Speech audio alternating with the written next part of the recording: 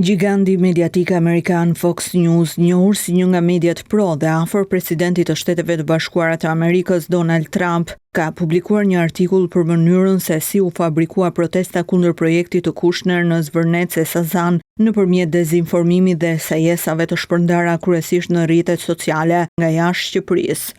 Një burim I njohur me situatë me projektin e resortit luksoz I tha Fox News Digital se disa nga informacionet që qarkullojnë në internet rreth projektit janë të sajuara dhe të falsifikuara dhe se disa dezinformata kanë dalë nga jashtë vendit. Fox News konfirmon pretendimet e kryeministrit Edi Rama, I cili prej javësh ka ngritur shqetësimin se Shqipëria për shkak të investimit të Kushner është kthyer në qendrën globale të një lufte hibride kryesisht nga Irani apo edhe vende të tjera. Media amerikane pyeti zyrën kryeministrore për situatën, ndërsa në emër të Edi Ramës ju atribua një përgjigje shtruese mbi sulmet që po I bëhen këtij projekti.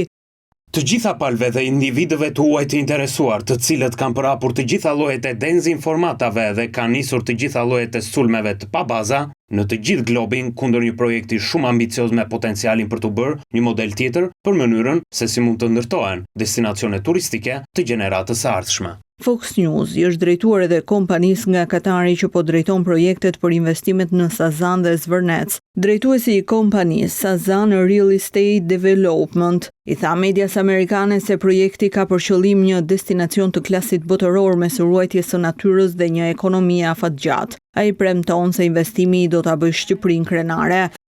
Për 4 vjet, ne kemi punuar drejt krijimit të një destinacioni të klasit botëror në bregdetin shqiptar, një destinacion I rrënjosur në dizajn të menduar mirë, kujdes mjedisor dhe mundësi ekonomike afatgjata.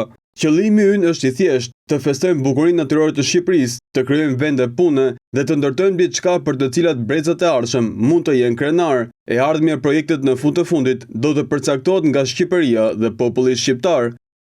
Përsa I përket protestave në bulevard, Fox News shkruan se protestat e nisura kundër investimit në Zvërnec e Sazan tashmë kanë marrë një tjetër rrjedh kundër kastës politike, duke kërkuar jo vetëm ndërheqjen e Edi Ramës, por edhe të liderit të opozitës Sali Berisha.